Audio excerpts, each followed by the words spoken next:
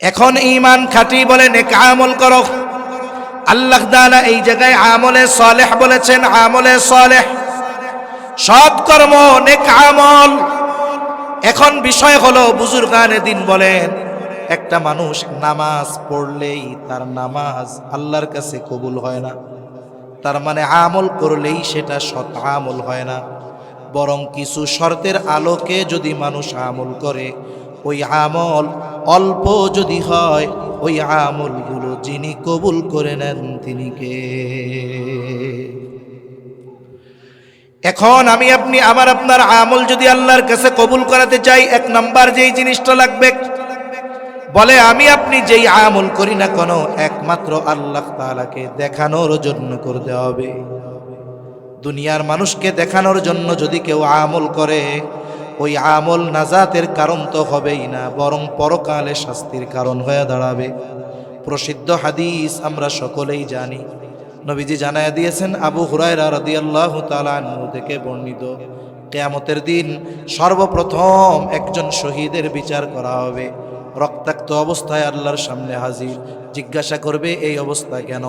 লোকটা বলবে, আল্লাহ আপনার দ্বীন আপনার জমিনে প্রতিষ্ঠা করার জন্য কাফেরদের বিরুদ্ধে লড়াই করে আমি আমার জীবনটা দিয়ে দিয়েছি।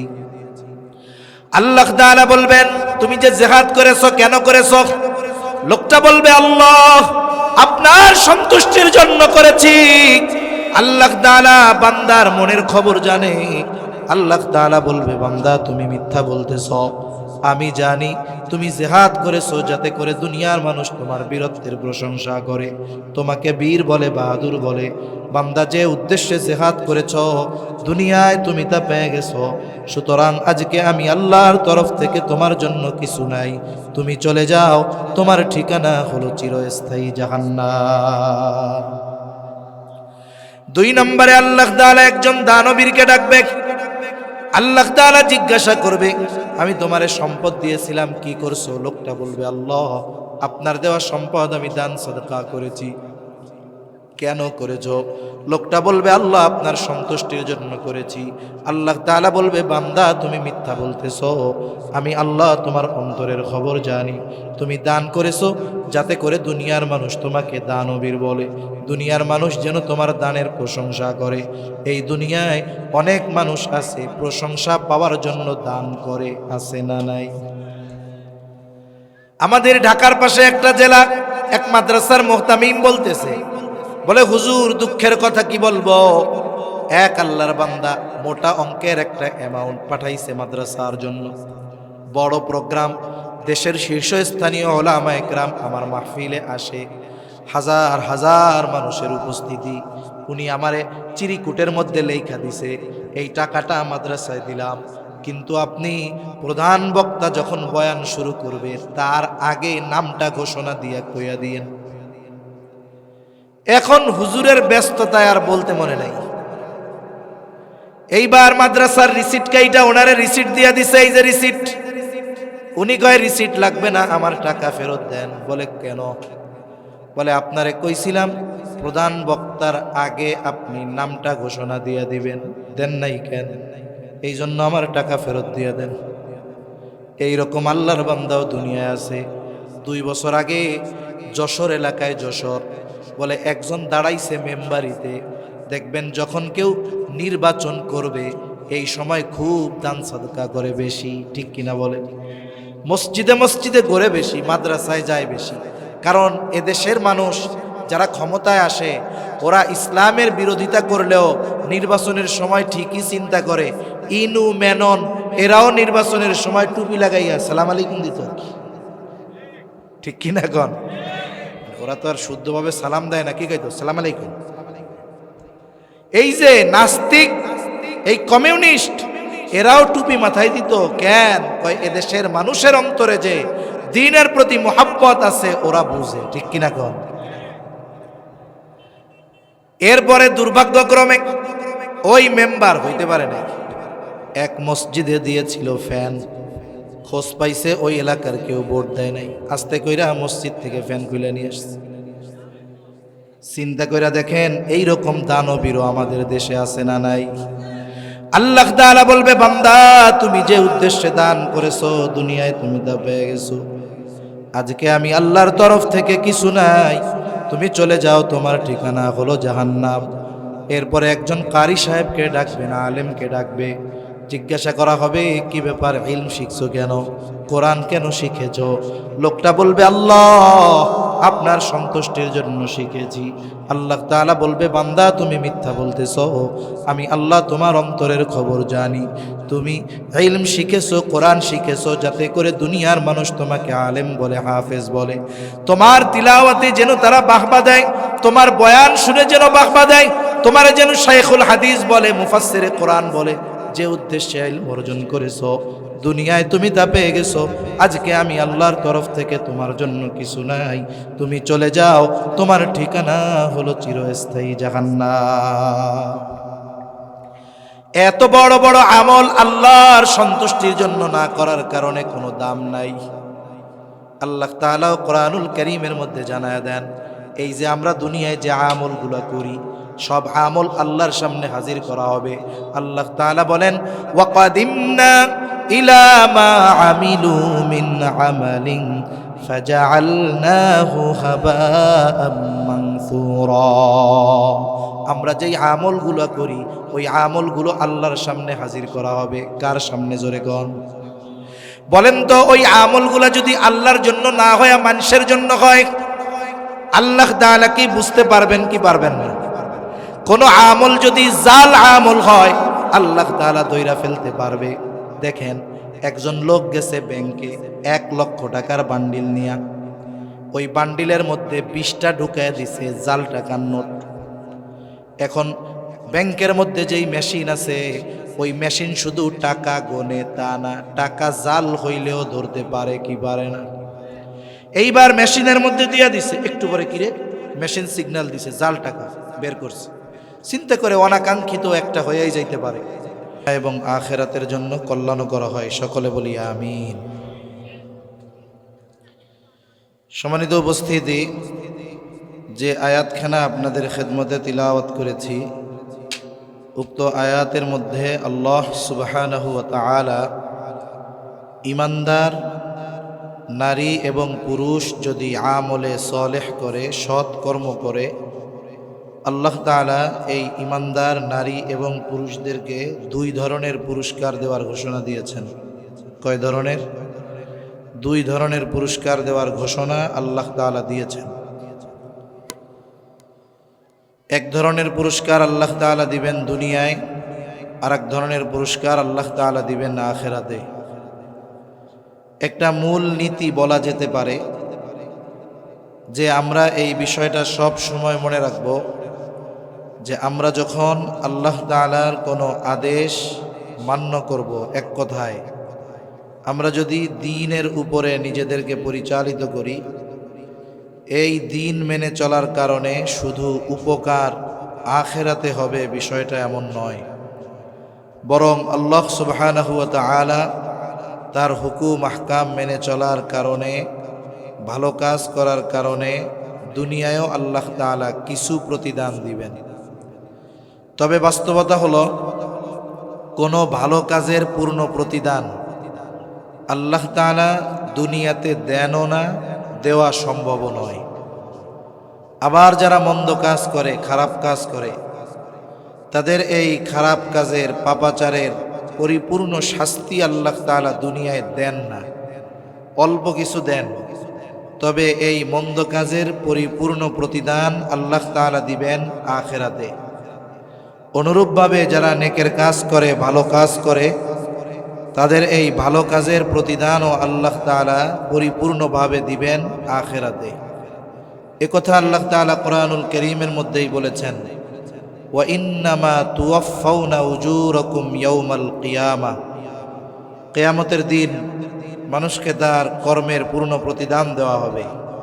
মোট কথা হলো, কিয়ামতের দিন মানুষকে তার দুনিয়ার কর্মের পূর্ণ প্রতিদান দেওয়া হবে।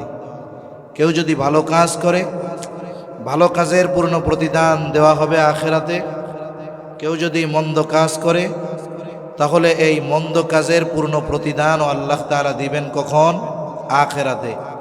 বলে দুনিয়ায় যা দিবেন এটা অতি সামান্য, দুনিয়ায় যা দিবেন সেটা কি অতি সামান্য। তাহলে প্রথম বিষয়টা যেটা বললাম, আলোচনা করলাম যে আল্লাহ তাআলা যে কোনো কাজের প্রতিদান দুনিয়াতে কিছু দেন, তবে পরিপূর্ণ আখিরাতে দেন। আল্লাহ সুবহানাহু ওয়া তাআলা ইবাদতের প্রতিদান দেওয়ার ক্ষেত্রে কোনো তারতম্য করেন নাই, কম বেশি করেন নাই, বৈষম্য করেন নাই। তবে নারী এবং পুরুষদের মাঝে সৃষ্টিগত এবং শরীয়তের কিছু মাসালাগত তফাত আছে, তবে ইবাদতের প্রতিদানের ক্ষেত্রে কোনো তারতম্য নাই। যেমন সৃষ্টিগত পার্থক্য কি? বলে প্রথমত একটা বিষয় হলো, মৌলিকভাবে যদি হিসাব করা হয় নারী এবং পুরুষের মূল বিষয়টা কিন্তু এক। যেমন আল্লাহ তাআলা কোরআনুল কারীমের মধ্যে বলেন, ইয়া আইয়ুহান নাসুত্তাকু রাব্বাকুমুল্লাযী খালাকাকুম মিন নাফসিন ওয়াহিদা। আল্লাহ রাব্বুল আলামিন বলেন, হে মানব সম্প্রদায়, ইত্তাকু রাব্বাকুম, তোমরা তোমাদের রবকে ভয় করো। কোন রব? আল্লাযী খালাকাকুম মিন নাফসিন ওয়াহিদা, যিনি তোমাদেরকে একটি প্রাণ থেকে সৃষ্টি করেছে। নারী হোক আর পুরুষ হোক, আল্লাহ সুবহানাহু ওয়া তাআলা আমাদের কয়টি প্রাণ থেকে সৃষ্টি করেছেন? এক প্রাণ থেকে। সেই এক প্রাণ হলো হযরত আদম আলাইহিস সালাতু ওয়াস সালাম। মানুষের মৌলিক যে জিনিস, এই দেহ, এই স্ট্রাকচার, এটা মানুষের মূল না। মানুষের মূল হলো তার রূহ। মানুষের মূল কি? জবান খুলে বলেন। মানুষের মূল হলো তার রূহ। এই রূহ হলো আসল। রূহ অবিনশ্বর, রূহের কোনো ধ্বংস নাই। আল্লাহ সুবহানাহু ওয়া তাআলা রূহ সৃষ্টি করার পর থেকে নিয়ে এই রূহ শুধু স্থান পরিবর্তন করে, স্থান পরিবর্তন করে। এজন্য একটা মানুষ যখন মারা যায়, আমাদের অঞ্চলেও মসজিদের মাইকে এলান দেওয়া হয়, অমক এলাকার অমক আজ বিকাল 5 ঘটিকায় ইন্তেকাল করিয়াছে। বলে কি বলে না? ইন্তেকাল শব্দের অর্থ হলো স্থানান্তরিত হওয়া। তার মানে ওই ব্যক্তির ব্যাপারে বলা হয় যে তিনি স্থানান্তরিত হয়েছেন। মূলত কি স্থানান্তরিত হলো? বলে আমাদের রূহটা আলমে দুনিয়া থেকে আলমে বরজখে স্থানান্তরিত হয়েছে। এখন আল্লাহ তাআলার নির্দেশ হলো রূহ। আল্লাহ সুবহানাহু ওয়া তাআলা এই দিক থেকে নারী পুরুষকে একজনের থেকেই আল্লাহ বের করেছেন। হাদিসের মধ্যেও আসছে, আল্লাহ সুবহানাহু ওয়া তাআলা আদম আলাইহিস সালামকে সৃষ্টি করেছেন মাটি থেকে, আমাদেরকে সৃষ্টি করেছেন আদম আলাইহিস সালাম থেকে। আর এক হাদিসের মধ্যে আসছে, নবীজি সাল্লাল্লাহু আলাইহি ওয়াসাল্লাম বলেন যে আল্লাহ তাআলা আদম আলাইহিস সালামের পৃষ্ঠদেশ তথা পিঠ থেকে আল্লাহ তাআলা কিয়ামত পর্যন্ত যত মানুষ আসবে, যত মানুষ দুনিয়ায় আছে, যত মানুষ দুনিয়া থেকে চলে গেছে, সবার রূহ আল্লাহ তাআলা আদম আলাইহিস সালামের পিঠ থেকে বের করেছেন। তাহলে এই দৃষ্টিকোণ থেকে নারী পুরুষ এরা সবাই একজনের থেকে বাহির হলো। তবে এই গঠন দেওয়ার ক্ষেত্রে আল্লাহ তাআলা একটা সিস্টেম নির্ধারণ করেছেন। সিস্টেমটা কি? আল্লাহ সুবহানাহু ওয়া তাআলা আদম আলাইহিস সালাতু ওয়াস সালাম থেকে তার জোড়া হাওয়া আলাইহিস সালামকে সৃষ্টি করেছেন। এরপরে কি করেছেন? বলে এই দুইজনের মাধ্যমে আল্লাহ সুবহানাহু ওয়া তাআলা পৃথিবীব্যাপী নারী এবং পুরুষের বিস্তার আল্লাহ তাআলা ঘটিয়েছেন। এখন এই যে স্ট্রাকচার আমাদের দেহ, সৃষ্টিগতভাবে নারী এবং পুরুষের মধ্যে দৈহিক গঠনের কিছু পার্থক্য আছে। যেমন একটা নারী সন্তান ধারণে সক্ষম, পুরুষ সন্তান ধারণে সক্ষম নয়। একটা নারী সন্তানকে দুধ পান করানোতে সক্ষম, একটা পুরুষ এটাতে সক্ষম নয়। এই ধরনের শারীরিক কিছু অবয়ব আকৃতিগত পরিবর্তনও নারী এবং পুরুষের মধ্যে আছে। স্বাভাবিকভাবে পুরুষের দাড়ি হয়, স্বাভাবিকভাবে নারীর যদি কোনো অসুস্থতা না থাকে তাহলে সুস্থ কোনো নারীর দাড়ি ওঠে না। এ হলো আকৃতিগত কিছু পরিবর্তন। আরও যা আছে এটা মোটামুটি বলা লাগে না, সবাই কম বেশি বুঝে। এইবার শরীয়তের হুকুমগত কিছু পরিবর্তন আছে। যেমন একটা মেয়ে যখন প্রাপ্তবয়স্কা হয়, বালেগা হয়, বালেগা হওয়ার পর থেকে নিয়ে আল্লাহ তাআলার একটা নিজাম 50-55 বছর পর্যন্ত এই মহিলার বা এই মেয়েটার প্রতি মাসে 3 থেকে 10 দিন একটা অসুস্থতা থাকে। বলে এই অসুস্থতা যখন তার থাকে, এই অসুস্থতাকালীন সময় আল্লাহ তাআলা তার জন্য নামাজকে মাফ করে দিয়েছেন। সুবহানাল্লাহ।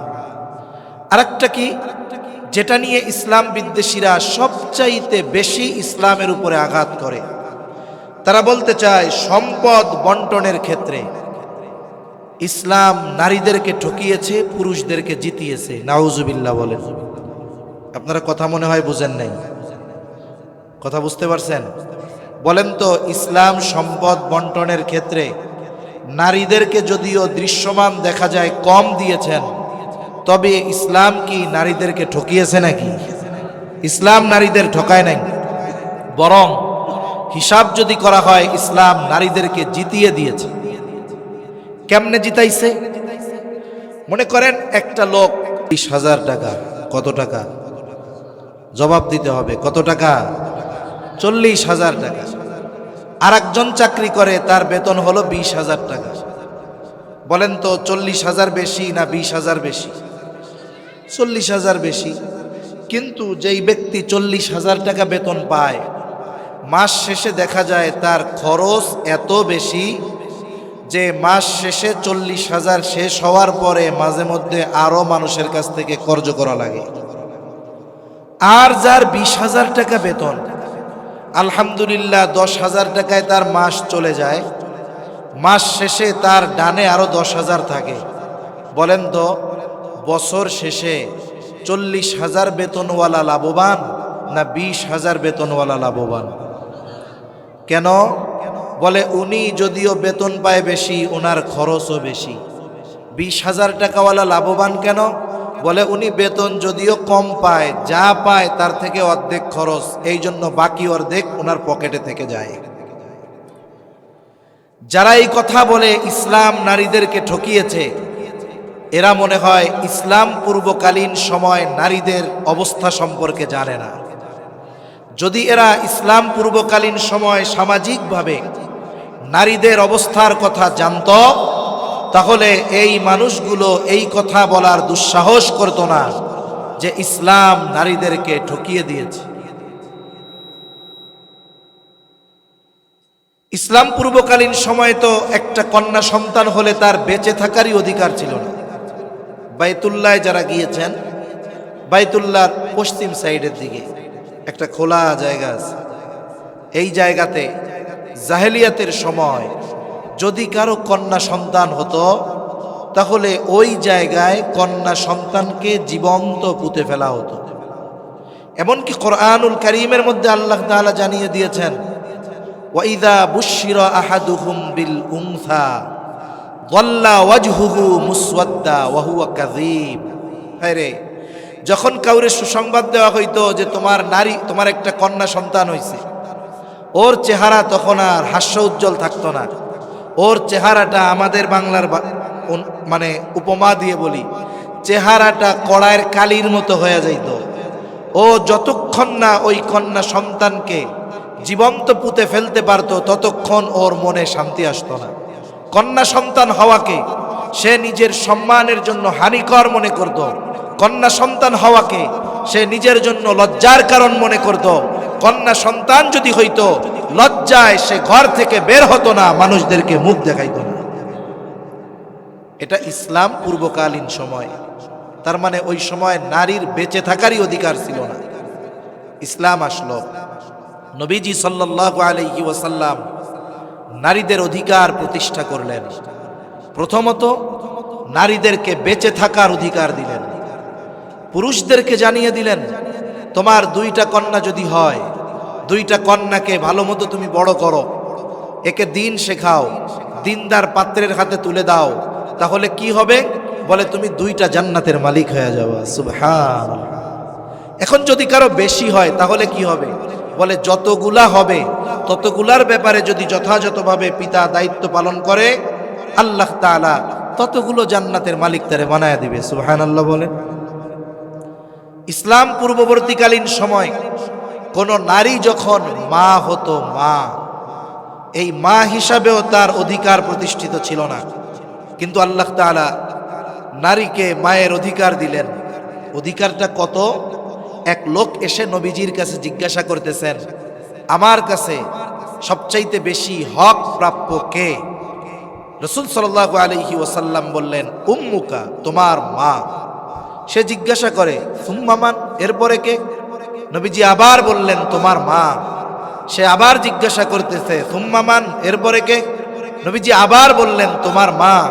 চতুর্থবার যখন সে জিজ্ঞাসা করলো যে এরপরে কে, নবীজি বললেন, তোমার পিতা আর অন্যান্য যারা আছে তারা। তাহলে মা হিসাবে নারীর অধিকার প্রতিষ্ঠিত করলো ইসলাম, কন্যা হিসাবে নারীর অধিকার প্রতিষ্ঠিত করলো ইসলাম।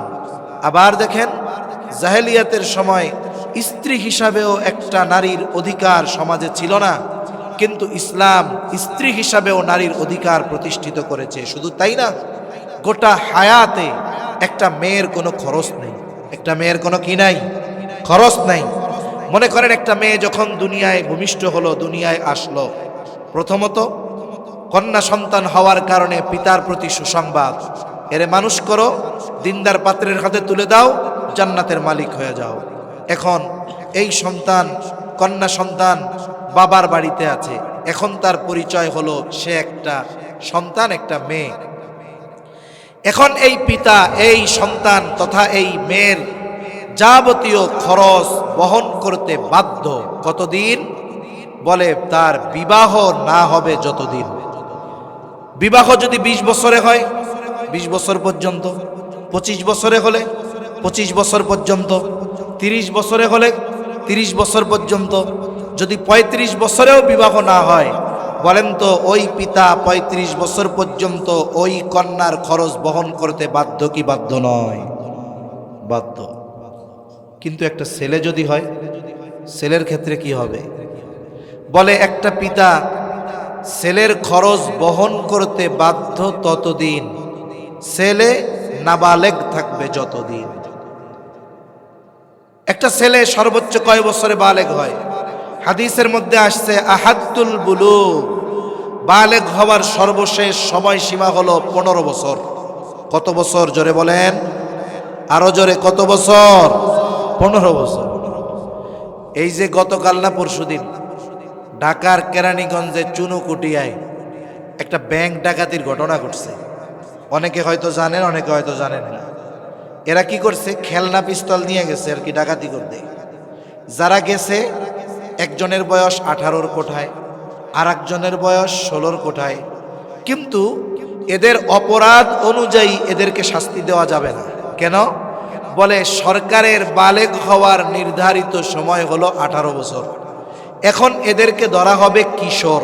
তার মানে এখন এদের এই অপরাধের যেই শাস্তি হওয়া দরকার সেই শাস্তি তাদের দেওয়া হবে না। কেন? বলে এরা এখনো বালেগ হয় নাই, প্রাপ্তবয়স্ক হয় নাই। এই কারণে সরকার ঘোষিত সময় 18 বছর বালেগ হওয়ার হতে পারে, কিন্তু ও বিষয় একদিকে রাখেন, বালেগ কত বছরে হবে, কত দিনে হবে, এর কোনো নির্দিষ্ট সময় ইসলামও দেয় নাই, বরং চূড়ান্ত সীমা জানিয়েছে। সর্বশেষ সময়সীমা কত বছর? 15 বছর। তা এই 15 বছর কিন্তু ইংরেজি হিসাবে নয়, 15 বছরটা হলো আরবি হিসাবে। এই মনিটরটা একটু ঘুরাই দেন, আর ওই টুইট কুমান আপনি চালাইতে পারেন না, আমি বুঝে গেছি। এটা লাগবে না, এটা ঘুরান একটু, টুইট কুমাবেন, ক্যাস ক্যাস, ঠিক আছে? রিভার্ব দিবেন আরো। তাহলে বালেগ হওয়ার সর্বশেষ সময়সীমা আরবি হিসাবে 15 বছর। তাহলে আরবি হিসাবে যদি 15 বছর হয়, ইংরেজি হিসাবে যদি 15 বছর হয়, আরবি হিসাবে কত দিন হয়? প্রতি বছর হিসাবে 15 × 10 = 150, প্রায় 6 মাসের কাছাকাছি বাদ, 5 মাস বাদ। তাহলে ইংরেজি হিসাবে একটা ছেলের যখন 14 বছর 7 মাস হয়ে যাবে, একে আর নাবালক বলার মতো কোনো সুযোগ নাই। সে আরো আগেও বালেগ হইতে পারে, 14 বছরে হইতে পারে, 13.5 বছরে হইতে পারে, 13 বছরেও হয়ে যেতে পারে। এখন একটা ছেলে যখন বালেগ হয়ে যাবে, ধরেন তার 14 বছর বা 15 বছরই ধরলাম, এখন এই ছেলের 15 বছর হওয়ার পরে তার পিতা যদি তাকে বলে যে বাবা তুমি এখন তো বালেগ হয়ে গেছো, আজকে থেকে আমি তোমার কোনো খরচ দিতে পারবো না, তোমার প্রাইভেটের টাকা দিতে পারবো না, তোমার টিউশনির টাকা দিতে পারবো না, তুমি, আমি অসুস্থ, আমারে উপার্জন করে খাওয়াও, তোমার খরচ আমি দিতে পারবো না। বলেন তো ছেলে বালেগ হয়ে যাওয়ার পরে এই কথা বলার অধিকার পিতার আছে না নাই? আছে। কেন? সন্তান ছেলে বালেগ হয়ে যাওয়ার পরে তার খরচ বহন করতে পিতা বাধ্য নয়। কিন্তু মেয়ের ক্ষেত্রে বালেগ হলে কি বলবে যে তোমাকে আমি আর খাওয়াইতে পারবো না? এ কথা বলার অধিকার বাবার আছে? বিবাহ হইতেছে না, বাপ কি বলতে পারবে তোমার বিবাহ হয় না কেন, আমি তোমারে আর খাওয়াইতে পড়াইতে পারবো না? তার মানে দেখেন, বাবার ঘরে মেয়ের যতদিন না বিবাহ হবে ততদিন পর্যন্ত মেয়ের খরচ দিতে বাবা বাধ্য। আর ছেলের ব্যাপারে বাবা বাধ্য কতদিন? বলে ছেলে নাবালক থাকবে যতদিন। এখন বুঝে থাকলে বলেন, বাবার ঘরে ছেলে জিতলো না মেয়ে জিতলো? মেয়ে জিতে গেছে। এরপরে মেয়েটার জন্য একটা সম্বন্ধ আসছে, ছেলে দেখতে আসছে। ছেলে খুব স্মার্ট, উচ্চ শিক্ষিত, চেহারাও অনেক সুন্দর, সব কিছু ঠিক আছে। ছেলেও মেয়ে পছন্দ করেছে, মেয়েও ছেলেরে পছন্দ, মেয়ের বাড়ির সবার ছেলেকে পছন্দ। এখন বিবাহের আগে ছেলে একটা কথা বলতেছে যে দেখেন, আমারও আপনাদেরকে পছন্দ হয়েছে, আমাকেও আপনাদের পছন্দ হয়েছে, আমি এই বিবাহে রাজি, তবে একটা শর্ত আছে। কি শর্ত? যে আপনার মেয়েকে বা আপনাদের মেয়েকে আমি বিবাহ করব, শর্ত হলো তার যত খরচপত্র আছে, খাদ্য, বস্ত্র, চিকিৎসা, বাসস্থান, এই সমস্ত খরচ আপনাদের বহন করতে হবে।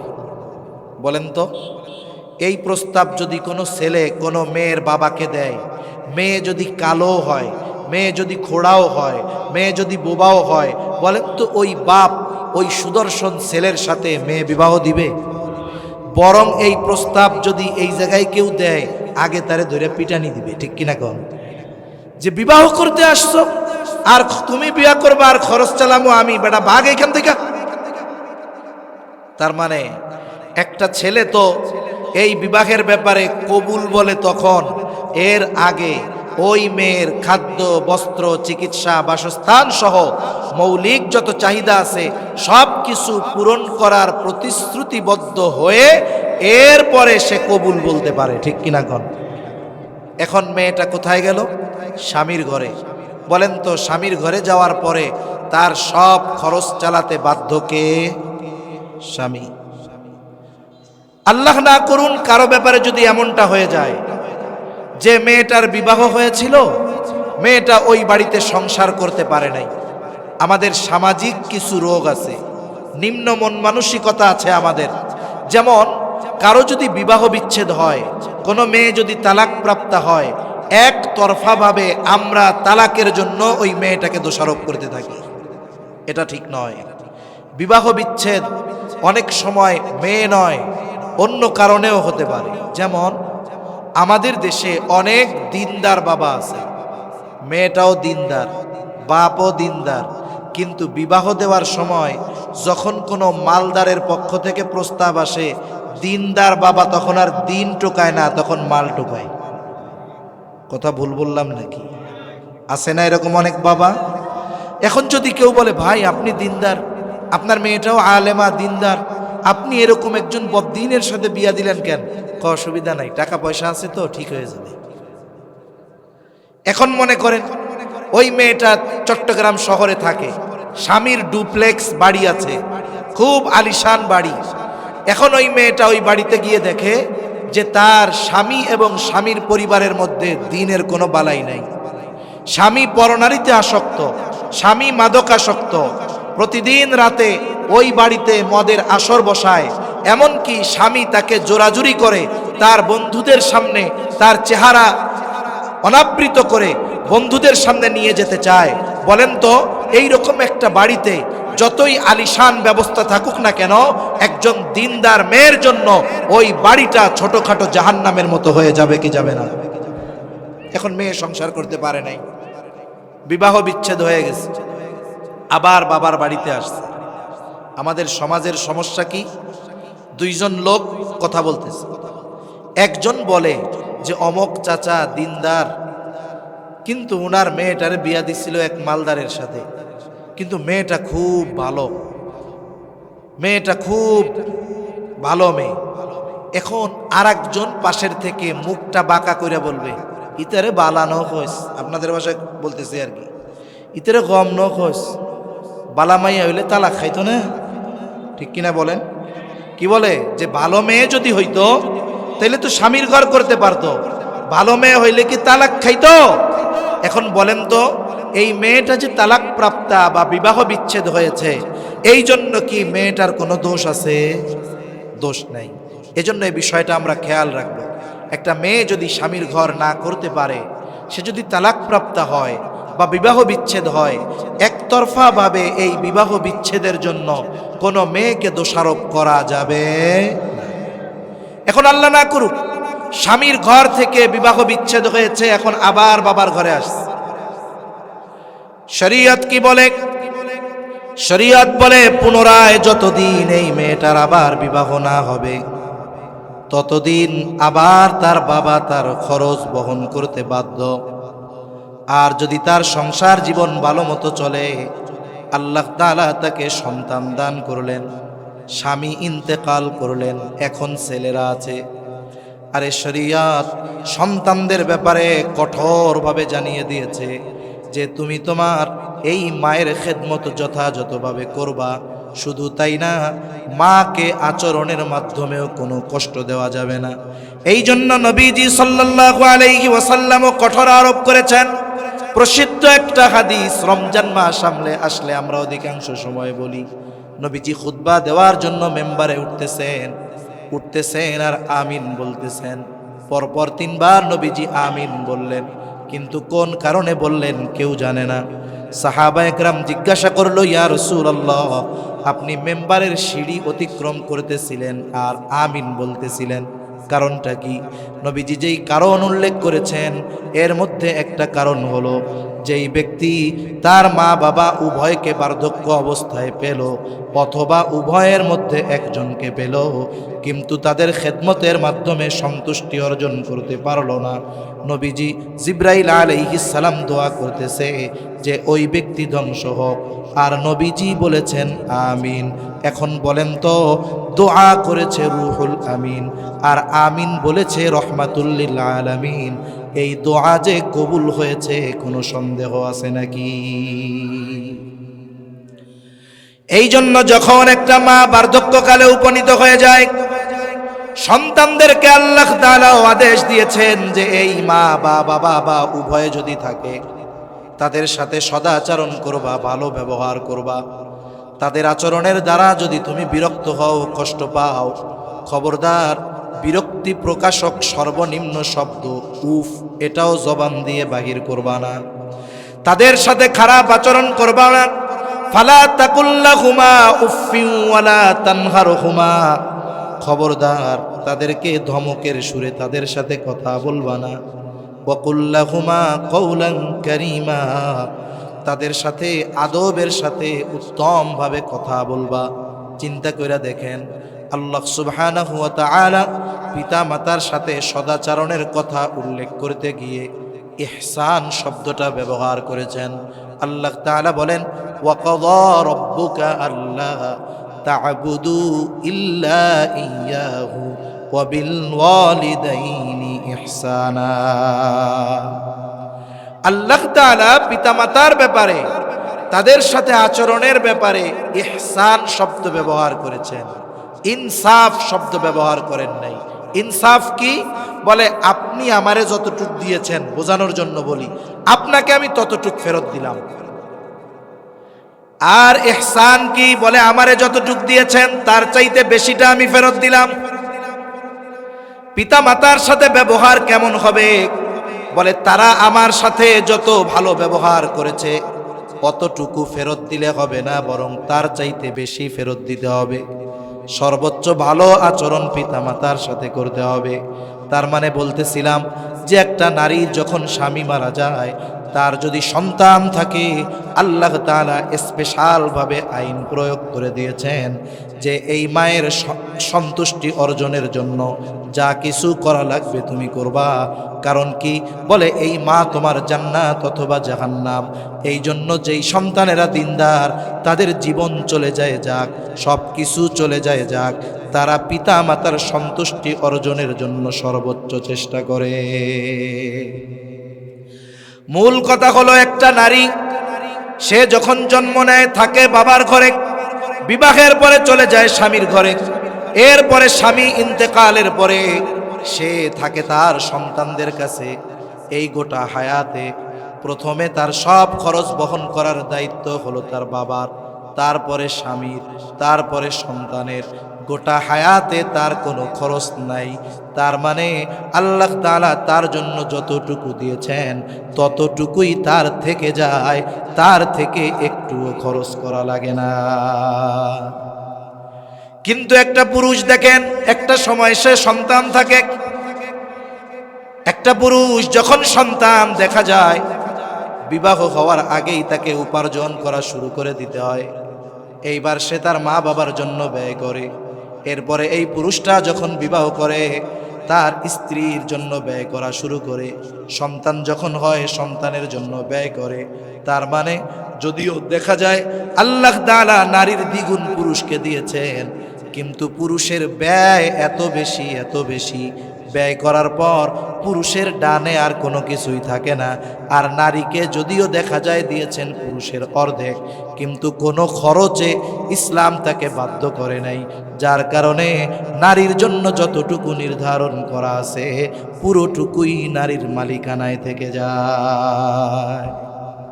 তাহলে বলেন, সম্পদ বন্টনে যদিও দেখা যায় নারীকে দেওয়া হয়েছে পুরুষের অর্ধেক, পরিমাণ যদিও কম দেখা যায়, বাস্তবতায় বলেন তো জিতছে নারী না পুরুষ? নারী জিতছে। কিন্তু ইবাদতের বিনিময়ের ক্ষেত্রে আল্লাহ তাআলা কোনো তারতম্য করেন নাই। বরং যদি হিসাব করা হয়, নারীকে এখানেও আল্লাহ জিতিয়ে দিয়েছেন। বলে একটা পুরুষের সময় আছে, সুযোগ আছে, সে ইচ্ছা করলে নফল ইবাদত করতে পারে, তাহাজ্জুদ পড়তে পারে, মসজিদে অপেক্ষা করে আওয়াবিন ইশরাক পড়তে পারে। কিন্তু একটা নারী যখন বাসায় থাকে, তার যদি সন্তান থাকে, তার জন্য ফরজ নামাজ পড়াই অনেক সময় কষ্টকর হয়ে যায়। এই জন্য নফল ইবাদত সে করতে পারে না, নফল রোজা সে রাখতে পারে না। এই যে স্বামীর মা বাবার খেদমত করে, এই জন্য নফল ইবাদত করতে পারে না। স্বামীর জন্য রান্না করে, অন্যান্য আল্লাহর সন্তুষ্টির জন্য এই কর্মগুলো করে। বুজুর্গানে দিন বলেন, এই নারীর রান্না বান্না, কাপড় ধোয়া, তারপরে সন্তান লালন পালন, এই বিষয়গুলো তার আমল নামায় কবুল ইবাদত বলে গণ্য হয়ে যায়। আর পুরুষ নামাজ পড়ছে, রোজা রাখছে, কবুল হবে কি হবে না আল্লাহ জানে।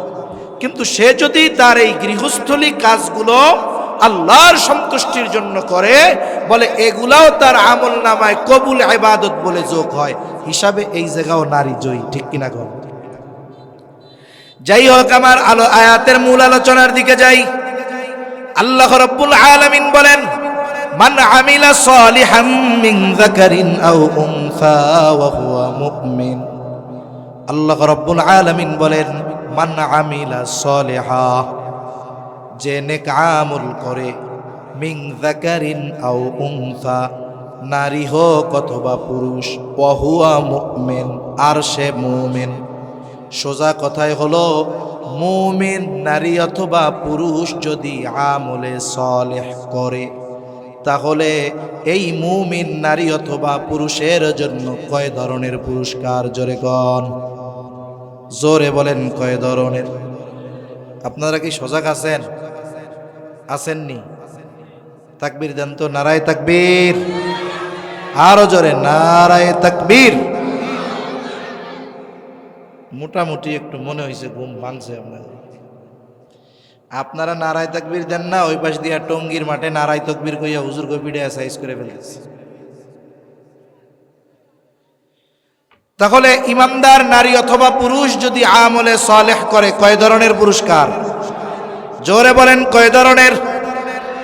আমি ইমানের ব্যাপারে আলোচনায় যাব না, আমি আমলে সালেহের বিষয় নিয়ে কয়েকটা কথা আপনাদের সাথে একটু মুযাকারা করব।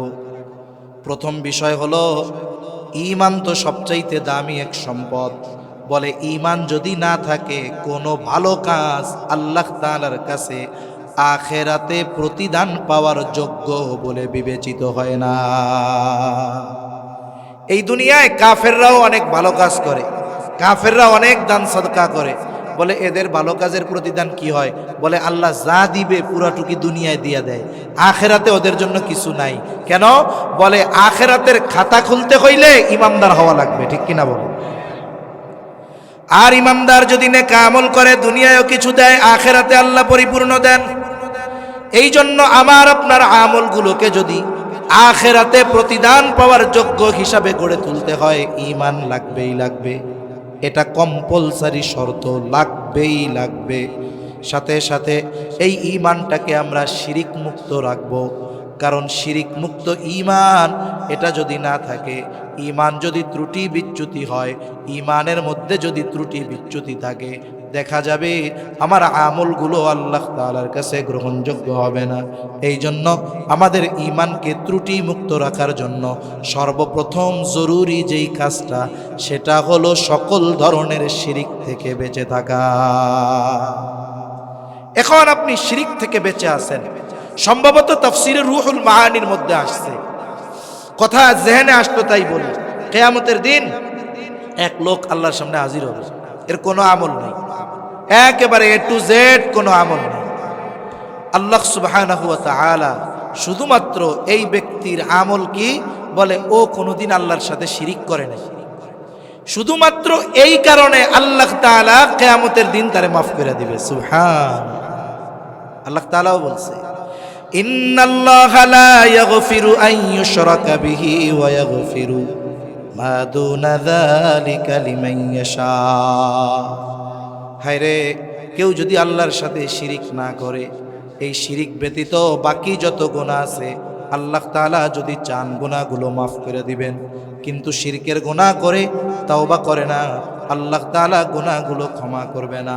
এই জন্য আমার আপনার আমলটা যদি আসলেও কাজে লাগাতে হয়, আমাকে আপনাকে শিরিক মুক্ত ঈমানের অধিকারী হতে হবে। এখন ঈমানটা শিরিক মুক্ত, ঈমানটা খাঁটি। নবীজিও বলেন, আখলিস দীনাকা ইয়াকফিকাল আমালুল কলিল। নবীজি বলেন, তোমার ঈমান খাঁটি করো, অল্প আমল নাজাতের জন্য যথেষ্ট হয়ে যাবে। এখন ঈমান খাঁটি বলে নেক আমল করো। আল্লাহ তাআলা এই জায়গায় আমলে সালেহ বলেছেন, আমলে সালেহ সৎকর্ম, নেক আমল। এখন বিষয় হলো, বুজুর্গানে দিন বলেন, একটা মানুষ নামাজ পড়লেই তার নামাজ আল্লাহর কাছে কবুল হয় না, তার মানে আমল করলেই সেটা সৎ আমল হয় না। বরং কিছু শর্তের আলোকে যদি মানুষ আমল করে, ওই আমল অল্প যদি হয়, ওই আমলগুলো যিনি কবুল করে নেন তিনি কে? এখন আমি আপনি আমার আপনার আমল যদি আল্লাহর কাছে কবুল করাতে চাই, এক নাম্বার যেই জিনিসটা লাগবে, বলে আমি আপনি যেই আমল করি না কেন, একমাত্র আল্লাহ তাআলাকে দেখানোর জন্য করতে হবে। দুনিয়ার মানুষকে দেখানোর জন্য যদি কেউ আমল করে, ওই আমল নাজাতের কারণ তো হবেই না, বরং পরকালে শাস্তির কারণ হয়ে দাঁড়াবে। প্রসিদ্ধ হাদিস আমরা সকলেই জানি, নবীজি জানায়া দিয়েছেন, আবু হুরায়রা রাদিয়াল্লাহু তাআলা আনহু থেকে বর্ণিত, কিয়ামতের দিন সর্বপ্রথম একজন শহীদের বিচার করা হবে। রক্তাক্ত অবস্থায় আল্লাহর সামনে হাজির, জিজ্ঞাসা করবে এই অবস্থা কেন? লোকটা বলবে, আল্লাহ আপনার দ্বীন আপনার জমিনে প্রতিষ্ঠা করার জন্য কাফেরদের বিরুদ্ধে লড়াই করে আমি আমার জীবনটা দিয়ে দিয়েছি। আল্লাহ তাআলা বলবেন, তুমি যে জিহাদ করেছো কেন করেছো? লোকটা বলবে, আল্লাহ আপনার সন্তুষ্টির জন্য করেছি। আল্লাহ তাআলা বান্দার মনের খবর জানে। আল্লাহ তাআলা বলবে, বান্দা তুমি মিথ্যা বলতেছ, আমি জানি তুমি জিহাদ করেছো যাতে করে দুনিয়ার মানুষ তোমার বীরত্বের প্রশংসা করে, তোমাকে বীর বলে, বাহাদুর বলে। বান্দা, যে উদ্দেশ্যে জিহাদ করেছো দুনিয়ায় তুমি তা পেয়ে গেছো। সুতরাং আজকে আমি আল্লাহর তরফ থেকে তোমার জন্য কিছু নাই, তুমি চলে যাও, তোমার ঠিকানা হলো চিরস্থায়ী জাহান্নাম। 2 নম্বরে আল্লাহ তাআলা একজন দানবীরকে ডাকবে। আল্লাহ তাআলা জিজ্ঞাসা করবে, আমি তোমারে সম্পদ দিয়েছিলাম, কি করছো? লোকটা বলবে, আল্লাহ, আপনার দেওয়া সম্পদ আমি দান সাদকা করেছি। কেন করেছো? লোকটা বলবে, আল্লাহ, আপনার সন্তুষ্টির জন্য করেছি। আল্লাহ তাআলা বলবে, বান্দা, তুমি মিথ্যা বলতেছো, আমি আল্লাহ তোমার অন্তরের খবর জানি। তুমি দান করেছো যাতে করে দুনিয়ার মানুষ তোমাকে দানবীর বলে, দুনিয়ার মানুষ যেন তোমার দানের প্রশংসা করে। এই দুনিয়ায় অনেক মানুষ আছে প্রশংসা পাওয়ার জন্য দান করে, আছে না নাই? আমাদের ঢাকার পাশে একটা জেলা, এক মাদ্রাসার মুহতামিম বলতেছে, বলে, হুজুর, দুঃখের কথা কি বলবো, এক আল্লাহর বান্দা মোটা অঙ্কের একটা অ্যামাউন্ট পাঠাইছে মাদ্রাসার জন্য। বড় প্রোগ্রাম, দেশের শীর্ষস্থানীয় উলামায়ে কেরাম আমার মাহফিলে আসে, হাজার হাজার মানুষের উপস্থিতি। উনি আমারে চিরিকুটের মধ্যে লেখা দিছে, এই টাকাটা মাদ্রাসায় দিলাম, কিন্তু আপনি প্রধান বক্তা যখন বয়ান শুরু করবে তার আগে নামটা ঘোষণা দিয়া কইয়া দিয়েন। এখন হুজুরের ব্যস্ততায় আর বলতে মনে নাই। এইবার মাদ্রাসার রিসিট কাইটা ওনারে রিসিট দিয়া দিছে, এই যে রিসিট। উনি কয়, রিসিট লাগবে না, আমার টাকা ফেরত দেন। বলে, কেন? বলে, আপনারে কইছিলাম প্রধান বক্তার আগে আপনি নামটা ঘোষণা দিয়া দিবেন, দেন নাই কেন? এই জন্য আমার টাকা ফেরত দিয়া দেন। এইরকম আল্লাহর বান্দাও দুনিয়ায় আছে। 2 বছর আগে যশোর এলাকায়, যশোর বলে একজন দাঁড়াইছে মেম্বারিতে, দেখবেন যখন কেউ নির্বাচন করবে এই সময় খুব দান সাদকা করে বেশি, ঠিক কিনা বলে? মসজিদে মসজিদে ঘুরে বেশি, মাদ্রাসায় যায় বেশি। কারণ এদেশের মানুষ যারা ক্ষমতায় আসে ওরা ইসলামের বিরোধিতা করলেও নির্বাচনের সময় ঠিকই চিন্তা করে। ইনু মেনন এরাও নির্বাচনের সময় টুপি লাগাইয়া সালাম আলাইকুম দিত, ঠিক কিনা কন? ওরা তো আর শুদ্ধভাবে সালাম দেয় না, কি কইতো? সালাম আলাইকুম। এই যে নাস্তিক, এই কমিউনিস্ট, এরাও টুপি মাথায় দিত। কেন? কয় এদেশের মানুষের অন্তরে যে দ্বীনের প্রতি মোহাব্বত আছে ওরা বুঝে, ঠিক কিনা কন? এরপরে দুর্ভাগ্যক্রমে ওই মেম্বার হইতে পারে না, এক মসজিদে দিয়েছিল ফ্যান, খোঁজ পাইছে ওই এলাকার কেউ ভোট দেয় নাই, আস্তে কইরা মসজিদ থেকে ফ্যান খুলে নিয়ে আসছে। চিন্তা কইরা দেখেন, এইরকম দানবীরও আমাদের দেশে আছে না নাই? আল্লাহ তাআলা বলবে, বান্দা, তুমি যে উদ্দেশ্যে দান করেছো দুনিয়ায় তুমি তা পেয়ে গেছো। আজকে আমি আল্লাহর তরফ থেকে কিছু নাই, তুমি চলে যাও, তোমার ঠিকানা হলো জাহান্নাম। এরপরে একজন কারি সাহেবকে ডাকবেন, আলেমকে ডাকবে, জিজ্ঞাসা করা হবে, কি ব্যাপার, ইলম শিখছো কেন, কোরআন কেন শিখেছো? লোকটা বলবে, আল্লাহ, আপনার সন্তুষ্টির জন্য শিখেছি। আল্লাহ তাআলা বলবে, বান্দা, তুমি মিথ্যা বলতেছো, আমি আল্লাহ তোমার অন্তরের খবর জানি। তুমি ইলম শিখেছো, কোরআন শিখেছো যাতে করে দুনিয়ার মানুষ তোমাকে আলেম বলে, হাফেজ বলে, তোমার তিলাওয়াতে যেন তারা বাহবা দেয়, তোমার বয়ান শুনে যেন বাহবা দেয়, তোমার যেন শাইখুল হাদিস বলে, মুফাসসিরে কোরআন বলে। যে উদ্দেশ্যে ইলম অর্জন করেছো দুনিয়ায় তুমি তা পেয়ে গেছো। আজকে আমি আল্লাহর তরফ থেকে তোমার জন্য কিছু নাই, তুমি চলে যাও, তোমার ঠিকানা হলো চিরস্থায়ী জাহান্নাম। এত বড় বড় আমল আল্লাহর সন্তুষ্টির জন্য না করার কারণে কোনো দাম নাই। আল্লাহ তাআলা কোরআনুল কারীমের মধ্যে জানায় দেন, এই যে আমরা দুনিয়ায় যে আমলগুলো করি সব আমল আল্লাহর সামনে হাজির করা হবে। আল্লাহ তাআলা বলেন, ওয়াকাদিমনা ইলা মা আমিলু মিন আমালিন ফাজআলনাহু হাবাআম মানসুরা। আমরা যেই আমলগুলো করি ওই আমলগুলো আল্লাহর সামনে হাজির করা হবে। কার সামনে? জোরে গণ বলেন তো। ওই আমলগুলো যদি আল্লাহর জন্য না হয়, মানুষের জন্য হয়, আল্লাহ তাআলা কি বুঝতে পারবেন কি পারবেন না? কোন আমল যদি জাল আমল হয় আল্লাহ তাআলা দইরা ফেলতে পারবে। দেখেন, একজন লোক গেছে ব্যাংকে 1,00,000 টাকার বান্ডিল নিয়া, ওই বান্ডিলের মধ্যে 20টা ঢুকায় দিছে জাল টাকার নোট।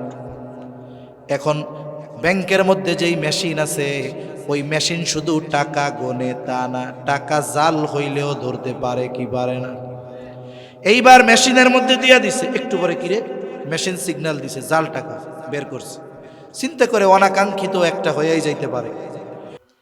দ্বিতীয় অবস্থা কি হবে? তল দিয়া ফোন দিবে পুলিশে, তাড়াতাড়ি একটা ফোর্স পাঠান, আমার এই জায়গায় জাল টাকার কারবারি পাওয়া গেছে। ও পিছনে ঘুরতে ঘুরতে দেখবে পুলিশ আইসা কয় অ্যারেস্ট হিম, ঠিক কিনা বলেন? তাহলে টাকা যদি জাল হয়, 1 নম্বরে টাকা বাতিল, 2 নম্বরে জাল টাকা বহন করার কারণে শাস্তি হয়। আমল যদি আল্লাহর জন্য না হয়, ওই আমলটাও জাল আমল হয়। জাল টাকা কি হয়? বলে প্রথম ওইটাকে ধ্বংস করা হয়। আল্লাহ বলেন আমলটা আমি ধ্বংস করব। কেমনে? বলে আমি ওটাকে আল হাবা উল মানসুরে পরিণত করব। হাবা উল মানসুর কাকে বলে? নিশ্চিহ্ন ধুলায় পরিণত করা হবে। আমরা এখন এখানে কোনো ধুলাবালি দেখি না, কিন্তু বাস্তবতা হলো এই জায়গা দিয়েও ধুলাবালি উঠতেছে, কিন্তু দেখা যায় না, ঠিক কিনা গণ? এমন ধুলি কণায় আল্লাহ পরিণত করবে কেমন যেন সে কোনো আমলই করে নাই। আবার কেন শাস্তি দেওয়া হবে? কেন? বলে ইবাদতের একমাত্র হকদার হলেন আল্লাহ। এখন যদি কেউ ইবাদত মানুষকে দেখানোর জন্য করে, এটা শিরকের একটা প্রকার। মানুষকে দেখাইয়া আমল করছে, জাল আমল, বাতিল। ইবাদতের হকদার আল্লাহ, মানুষকে দেখানোর জন্য যখন করছে, হক নষ্ট হইল কার? এখন এই কারণে শাস্তি হিসাবে তার জাহান্নাম। এই জন্য ইবাদত কবুলের প্রথম এবং প্রধান শর্ত হলো ঈমান তো আছেই, এরপরে যেই প্রথম এবং প্রধান শর্ত হলো আমলটা আমাকে আপনাকে করতে হবে একমাত্র যার সন্তুষ্টির জন্য, তিনি কে? ছোট খাটো যত আমল হোক, আল্লাহর জন্য যদি করা হয়, ওই আমল আখেরাতে নাজাতের কারণ হতে পারে। আরে একজন দুশ্চরিত্রা নারী, সে একটা কুকুরে পানি পান করায়া যদি নাজাত পেয়ে যাইতে পারে, আর আমরা যদি আমলগুলো আল্লাহর জন্য করি, আল্লাহ মাফ করবেন আশা করা যায়, ঠিক কিনা বলেন? এজন্য নবীজি বলেন, আয়েশা তুমি কোনো ভালো আমলকে ছোট মনে করবা না, আবার কোনো ছোট অন্যায়কেও তুচ্ছ মনে করবা না। কারণ হতে পারে আল্লাহ তাআলা ওই ছোট নেকের কাজের কারণে মাফ করে দিতে পারে, আবার ছোট অন্যায়ের কারণে আল্লাহ তাআলা চাইলে শাস্তিও দিতে পারে। তাহলে 1 নম্বর শর্ত, সকল আমল একমাত্র কার জন্য হবে? জবান খুলে বলেন। 2 নম্বর বলে আমলটা হতে হবে নিজের পদ্ধতিতে নয়, নবীজির পদ্ধতিতে, সুন্নাত তরিকায়। বাস্তবতা হলো এই পৃথিবীতে এমন কোনো আমল নাই যেই আমলের সুন্নাত তরিকা নাই। আপনাদের জানা আছে নাকি 2-1টা আমল যেগুলোর পদ্ধতি নবীজি দেখায়া যান নাই? জানা আছে আপনাদের? সব আমলের পদ্ধতি নবী জানায়া দিয়েছে। সাহাবা একরামের মাধ্যমে আমরা প্র্যাকটিক্যাল ভাবে জানতে পেরেছি। দুনিয়াবি কিছু কাজ আছে, ওইগুলাও যদি নবীর তরিকায় করা হয় ইবাদত হয়ে যায়। আর ইবাদতে নবীর তরিকা থাকবে না, এটা হতে পারে না। একজন ব্যক্তি যদি বাথরুম করতে চায়, বাথরুম একদিন যদি 5 বার বাথরুম করে, তার সওয়াব হবে না। যদি 1 সপ্তাহ বাথরুম না করে, তার গুনাহ হবে না, ঠিক কিনা গণ? কিন্তু বাথরুম করার সময় যদি সুন্নাত তরিকায় করে, বলে এই বাথরুম করাটাও তার আমলনামায় ইবাদত বলে গণ্য হয়ে যায়। এজন্য দুনিয়ার কাজ যেখানে নবীর তরিকায় করলে ইবাদত বলে পরিগণিত হয়, সেইখানে ইবাদত নবীর তরিকায় করা যায় না, এটা মেনে নেওয়ার কোনো সুযোগ নেই। মনে রাখবেন, ইমানের পরে সবচাইতে গুরুত্বপূর্ণ ইবাদত হলো নামাজ। ইমানের পরে সবচেয়ে গুরুত্বপূর্ণ ইবাদত কি? জোরে কোন? নামাজ। নামাজের আদেশ আছে কোরআনে, নামাজের আদেশ আল্লাহ তাআলা কোরআনুল কারীমের মধ্যে করেছেন। এখন যদি সারা পৃথিবীর সব আলেমদেরকে বলেন, এই যে কোরআন দেওয়া হলো, শুধুমাত্র এই কোরআনের মধ্য থেকে ওই যে নুরানি মাদ্রাসায় ছোট ছোট বাচ্চারা প্রদর্শনী দেখায় 2 রাকাত নামাজে 60টা মাসালা, এই 2 রাকাত নামাজের একেবারে প্র্যাকটিক্যাল মাসালা টাসালা সহ নবীর সুন্নাত নবীর হাদিস বাদ দিয়ে শুধু কোরআন থেকে বের করে দেন। কিয়ামত পর্যন্ত যদি সুযোগ দেওয়া হয়, হায়াত দেওয়া হয়, শুধু কোরআন থেকে 2 রাকাত নামাজ পড়ার পদ্ধতি বের করতে পারবে না। কিন্তু নামাজের আদেশ আল্লাহ কোরআনে দিলেন, শিখব কোথার থেকে? নবীজি বলেন টেনশনের কোনো কারণ নাই। সল্লু কামা রাআইতুমুনি উসাল্লি, নামাজ কিভাবে পড়বা? আমাকে যেভাবে নামাজ পড়তে দেখো। তার মানে নামাজের আদেশ করেছেন আল্লাহ, নামাজের পদ্ধতি উম্মতকে শিখিয়ে দিয়েছেন মুহাম্মাদুর রাসূলুল্লাহ। আরেকটা উদাহরণ দিই। মনে করেন নামাজের যতগুলো ফরজ আছে এর মধ্যে একটা ফরজ হইল রুকু করা। কি করা? জোরে বলেন। রুকু করা ফরজ। কোরআনে আল্লাহর নির্দেশ আছে, ওয়ারকাউ মা'আর রাকিঈন, রুকুকারীদের সাথে রুকু করো। রুকু শব্দের শাব্দিক অর্থ কি? বলে রুকু শব্দের শাব্দিক অর্থ হলো ঝুঁকা। এখন আমি মনে করেন নামাজে দাঁড়াইছি, নামাজে দাঁড়ানোর পরে সূরা ফাতিহার সাথে সূরা মিলাইয়া সোজা দাঁড়া হয়ে মাথাটার এরকম একটু ঝুঁকাই দিছি। দেহ ঝুঁকাই নাই, শুধু মাথা ঝুঁকাই দিছি। বলেন তো এইটুকু যদি আমি ঝুঁকাই, এটাকে কি আপনারা রুকু বলবেন? দেখেন রুকুর শাব্দিক অর্থ ঝুঁকা, বুঝলাম, কিন্তু কতটুকু ঝুঁকলে নামাজের রুকু হয় এটা কোরআনে নাই। শিখবেন কোথার থেকে? নবীর থেকে। নবী শিখাইয়া দিয়েছেন রুকু কেমনে করবা। এইভাবে দাঁড়ায় আসো, মাথা একটু ঝুঁকাইলে হবে না, একেবারে এলের মতো হয়ে যাইতে হবে, ডালের মতো হয়ে যাইতে হবে। মাথা পিঠ এর উপরে যদি একটা তক্তা রাইখা দেওয়া হয় একেবারে লেভেলিং ভাবে থাকবে। এইরকম যখন তুমি বাঁকা হবা, ঝুঁকবা, তাই এটারে কয় হলো নামাজের রুকু। ঠিক কিনা বলেন? শিখলাম কার থেকে? নবীর থেকে। জোরে বলেন কার থেকে? এজন্য প্রত্যেকটা ইবাদত নবীর তরিকায় হতে হবে। 3 নাম্বার বিষয় বলে যে ইবাদত করবে সেই ইবাদতের মাসলা মাসাইল গুলো জানবে। এই জন্য নবীজিও বলেন তলাবুল ইলমি ফারিদাতুন আলা কুল্লি মুসলিম, দ্বীনি ইলম শিক্ষা করা প্রত্যেক মুসলমান নরনারীর উপরে ফরজ। বলে কেন ফরজ? যদি সে এই ইলমগুলো অর্জন না করে, দেখা যাবে তার জীবনের অনেক ইবাদত করতেছে, হচ্ছে না, সে নিজেও তা বুঝবে না। মনে করেন একজন ব্যক্তি নামাজ পড়বে, এখন যদি তার নামাজের ফরজগুলো না জানা থাকে, বাহিরে ভিতরে 13 ফরজ, নামাজের ওয়াজিবগুলো যদি না জানা থাকে, নামাজ ভঙ্গের কারণগুলো যদি না জানা থাকে, অজু ভঙ্গের কারণ যদি না জানা থাকে, সমস্যাটা কি? বলে নামাজের বাহিরে ভেতরে 13 ফরজ। বলেন তো এই 13 ফরজ থেকে যদি একটা মাত্র ছুটে যায়, 13টা থেকে কয়টা?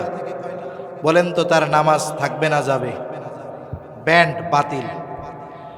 নামাজের ওয়াজিব 14টা। বলে নামাজের ওয়াজিবগুলো থেকে যদি একটা ওয়াজিব ছুটে যায়, সাহু সেজদা দিতে হবে। সাহু সেজদা দিলে নামাজ হয়ে যাবে। এখন প্রথম কথা হলো নামাজের ফরজ বাহিরে ভেতরে 13টা। এই 13 ফরজ যদি নামাজির জানা না থাকে, তাহলে ফরজ ছুটে গেলে সে টের পাবে নাকি? সে টের না পাক, নামাজের 12টা বেজে গেছে। নামাজের ওয়াজিব 14টা, যদি তার ওয়াজিব 14টা না জানা থাকে, ওয়াজিব যদি ছুটে যায়, সাহু সেজদা যদি না দেয়, নামাজও থাকবে না। ঠিক কিনা গণ? বলে নামাজ ভঙ্গের কারণ 19টা কারণ পাওয়া লাগবে না, একটা পাইলেই যথেষ্ট, নামাজ শেষ। কিন্তু আল্লাহর বান্দা নামাজ ভঙ্গের 19 কারণ জানে না। দেখা গেল নামাজের মধ্যে 19 কারণ থেকে কারণ পাওয়া গেছে, উনি টের পাক আর না পাক, ওনার নামাজ আছে না নাই। তাহলে দেখেন নামাজ ভঙ্গের কারণ জানা লাগবে। বলে অজু ভঙ্গের কারণ 7টা জানতে হবে। কেন? বলে অজু যদি নামাজের মধ্যেও ছুটে যায়, তাহলে তার নামাজ থাকবে না। আবার দেখেন গোসলের ফরজ জানা লাগবে, যদি না জানে কি হবে? বলে সে অপবিত্র গোসল করা লাগবে। গোসলের ফরজগুলো আদায় হলো না, গোসল হলো না, পবিত্রতা হলো না। আর মনে রাখবেন, যেই পবিত্রতা অর্জনের জন্য গোসল দরকার, ওই পবিত্রতা অজুর দ্বারা অর্জিত হয় না। তাহলে সর্বনাশটা কি? বলে অজু হয় নাই, নামাজ নাই, গোসল হয় নাই, নামাজ নাই। আর একটা বিষয়, এই শীতকালীন সময় তো, এই জন্য আমরা খেয়াল রাখবো। শীতকালে অজু করতে গেলে সবাই ওই কাকের মতো ডুব দেয় আর কি, তাড়াতাড়ি কোনো মতে শেষ করতে পারলে বাসে।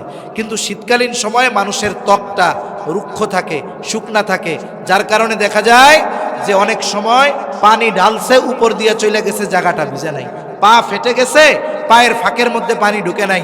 বলে অজু করার সময় অজুর যেই সমস্ত জায়গাগুলো ধৌত করা ফরজ, ওই জায়গাগুলোর মধ্যে যদি এক চুল পরিমাণও শুকনা থাকে তাহলে অজু হবে না। অজু হইল না তো পবিত্রতা হলো না, পবিত্রতা হলো না তো মক্কা শরীফ গিয়ে নামাজ পড়লেও কাজ হবে না।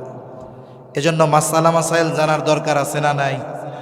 যারা মাদ্রাসায় পড়ে তারা মাদ্রাসা থেকে জানবে।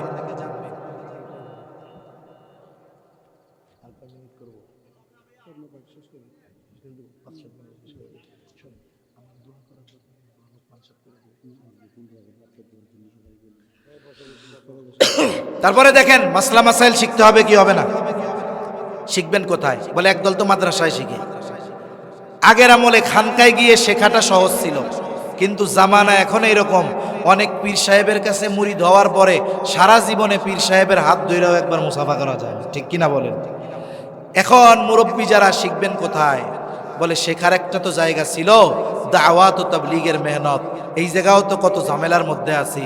আমি আগেও বলছি, আমি একজন আম পাবলিক হিসাবে যদি আমারে কেউ জিজ্ঞাসা করে আপনি তাবলীগ কাদের সাথে করবেন, আমি স্বাভাবিক বলবো আমি আলেমদের সাথে করব, আলেমদের সাথে যাব।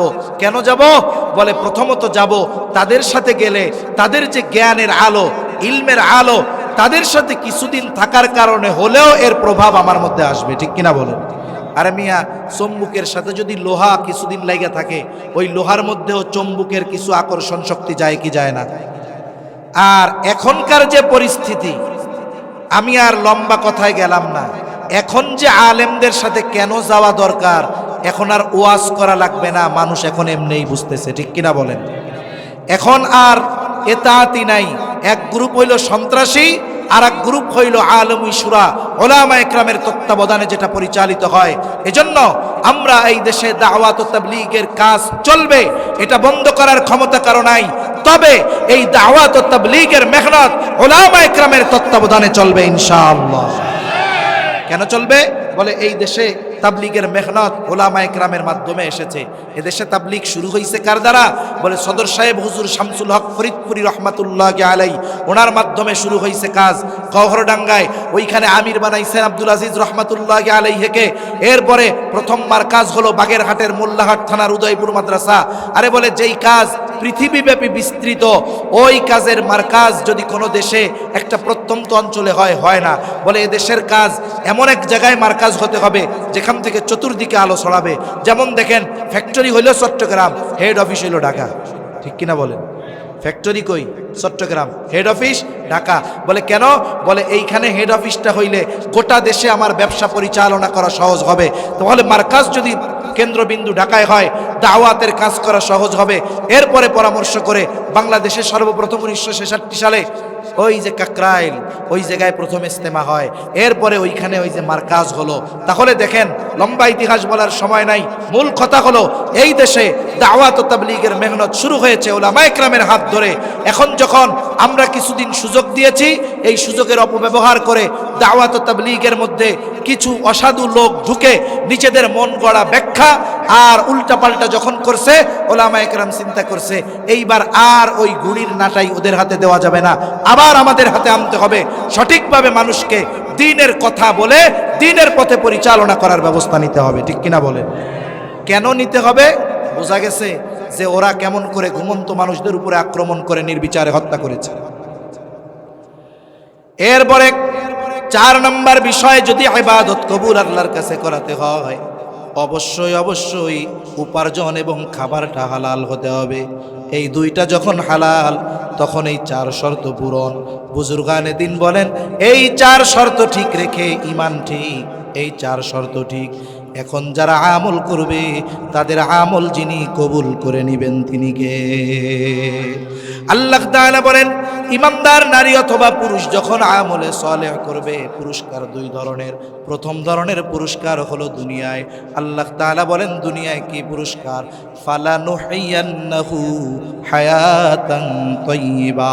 এই দুনিয়ায় কি দিবে? বলে তাদেরকে হায়াতে তাইয়্যিবা দেওয়া হবে, পবিত্র জিন্দেগি দেওয়া হবে। আমরা অনেক সময় দোয়ার মধ্যে বলি, আল্লাহ অমুকরে আপনি হায়াতে তাইয়্যিবা দান করেন। লম্বা ব্যাখ্যা করার মতো সুযোগ নাই। মুফাসসির মুফাসসিরিনে কেরাম বলেন হায়াতে তাইয়্যিবা হলো পুত পবিত্র এক জীবন, পাপ মুক্ত এক জীবন, অমুখাপেক্ষী এক জীবন, বলে স্বল্পে তুষ্টের এক জীবন। শুধু তাই না, বলে আল্লাহ তাআলা এই ব্যক্তি হায়াতে তাইয়্যিবার আর এক ব্যাখ্যা বলে ইবাদতে মজা। এখন বলেন তো, একটা মানুষ যদি দুনিয়ার বুকে অমুখাপেক্ষী থাকা লাগে, মানুষের কাছ থেকে স্বল্পে তুষ্টের জ্ঞান যদি এটা অর্জন করতে পারে, সাথে সাথে ইবাদতের মজা যদি পায়, যদি পবিত্র পঙ্কিলতা পাপ মুক্ত এক জিন্দেগি পায়, এর চাইতে দুনিয়ায় তার উত্তম আর কিছু হতে পারে নাকি? তাহলে দুনিয়ায় আল্লাহ তাআলা এটা দিবে, আখিরাতে কি দিবে? বলে ওয়ালা নাজজিয়ান্নাহুম আজরাহুম বিআহসানি মা কানু ইয়ামালুন। বাস্তবতা হলো দুনিয়ায় আমরা যে আমল করি, আল্লাহর কসম এই আমলের দ্বারা জান্নাত পাওয়ার উপায় নাই। আল্লাহ তাআলা বলেন বান্দারে, এই দুই শর্তগুলা ঠিক রেখে তুমি যখন দুনিয়ায় কোনো নেক আমল করবা, আমি তোমার এই নেক আমলের তুলনায় অনেক অনেক উত্তম প্রতিদান তোমাকে আখিরাতে দান করব। এজন্য আমরা যদি ঈমান ঠিক রেখে নেক আমল করি, নারী অথবা পুরুষ, ওই চার শর্ত ঠিক রেখে দুনিয়ায়ও সফল, আখিরাতেও সফল। আল্লাহ সুবহানাহু ওয়া তাআলা আমাদের সবাইকে কথাগুলো বুঝবার, আমলের কথাগুলো আমল করবার তৌফিক দান করেন। সকলে বলি আমিন। ওয়া আখিরু দাওয়ানা আনিল হামদুলিল্লাহি রাব্বিল আলামিন। আসসালামু আলাইকুম ওয়া রাহমাতুল্লাহি ওয়া বারাকাতুহু।